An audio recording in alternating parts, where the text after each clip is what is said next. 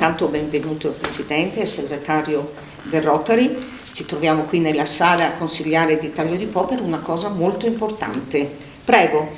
Buongiorno a tutti, come sapete io sono Stefano Paesante, in questo caso oggi rivesto il ruolo sia di consigliere comunale che di presidente del Rotary Club Portoviro, e grazie ad un'iniziativa che è nata nei mesi scorsi dal distretto Rotary Club, il distretto 2060, è nata questa iniziativa, diciamo, di dare un aiuto a quelle che sono le famiglie sfollate dell'Ucraina. Siccome il Rotary Club è un club appunto che è impegnato molto spesso nel sociale e cerca di fare qualcosa di positivo per il territorio, questa volta cerca di agire sul territorio aiutando anche quelle che sono le famiglie ucraine che sono state sfollate dalla guerra, per cui oggi siamo qui per consegnare questa busta al sindaco per dare un contributo alle famiglie più bisognose che sono state sfollate appunto dall'Ucraina per la guerra.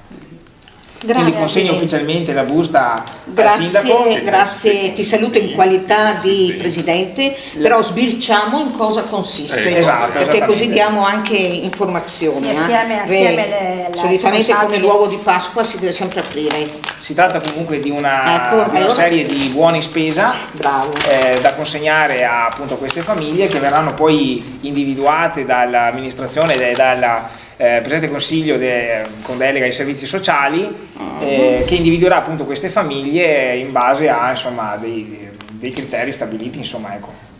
Sì, infatti assieme alla responsabile dei servizi sociali appunto è stato fatto un elenco di tutte le famiglie che hanno ospitato persone sfollate dall'Ucraina, e quindi adesso grazie a questi buoni potremo aiutare un po' di famiglie. Quindi è un ventaglio prezioso, diciamo che è così. Io, come a nome dell'amministrazione tutta, vi ringrazio per l'attenzione che avete avuto nei riguardi del nostro paese. Speriamo solo che tutto finisca presto e che non vi sia più il bisogno di pensare a qualcosa per aiutarli. Esatto. Vuol dire che allora ritorneranno a casa loro e saranno in tranquillità. Grazie infinite. Ce lo auguriamo tutti. Grazie. Buona giornata. Grazie a voi.